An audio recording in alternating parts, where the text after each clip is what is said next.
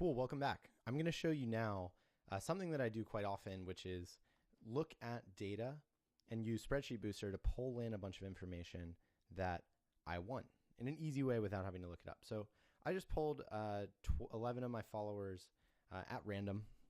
So I want to see, of these followers, who has the most followers and who might be the most influential that could be useful reaching out to and saying, hey, we're running this marketing campaign, or getting them to retweet something that I or my company has written. All these kinds of things you can do once you know who the influencers are in your audience.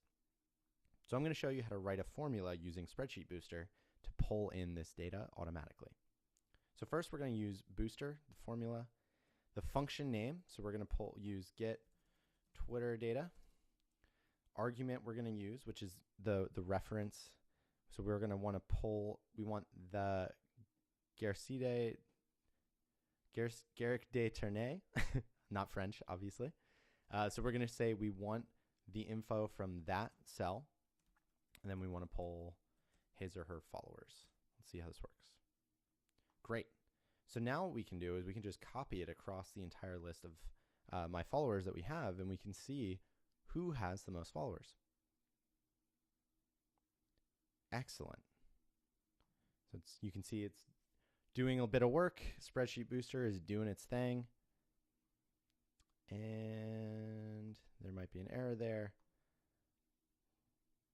Could be running out of room. I'm not sure. But basically you can see, in a very, very quick and simple way, we now know that if I want to do some promotion for content marketing, or I want to tweet something, it may be worth mentioning Stube and just saying, hey man, doing a personal tweet reach out and saying, this is what I'm working on, this is what I pulled together, or whatever. Would really appreciate a retweet or something along those lines, because he has one of the largest audiences of everyone in this small sample group that I've looked at.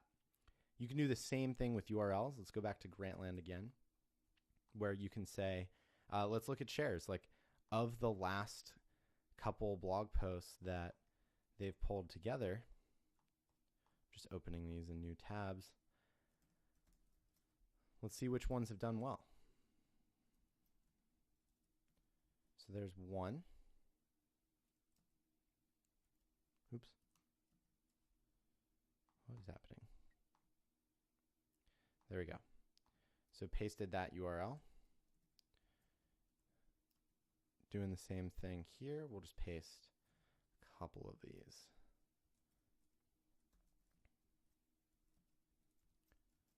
If you wonder how I'm doing this so quickly, I have a productivity for Mac users Udemy course as well.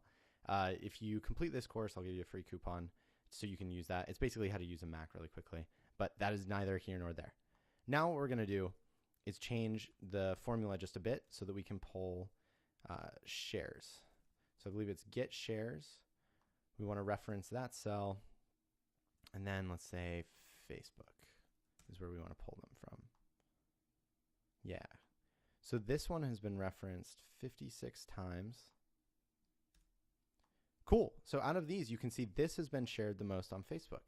Now, if we wanted to see Twitter, it's a simple matter of changing one number or one argument in this reference, and we can see the same thing. This article is the best performer.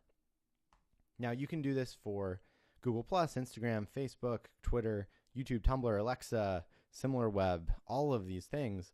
And you can see, I hope that you're getting a sense for just how powerful this tool is. You can use it for all sorts of reasons. Anytime you want to pull in data from any sort of social media, from the web, anything, Spreadsheet Booster is a really great way to do that. I'm sure you saw earlier, we covered some of the XML import. Spreadsheet Booster just gives you a little more oomph when you want to pull in this kind of data. So that's Spreadsheet Booster, and I'll include a link to this in the references section, but hope this gave you a couple ideas around how you can use this and what you can do with this amazing tool.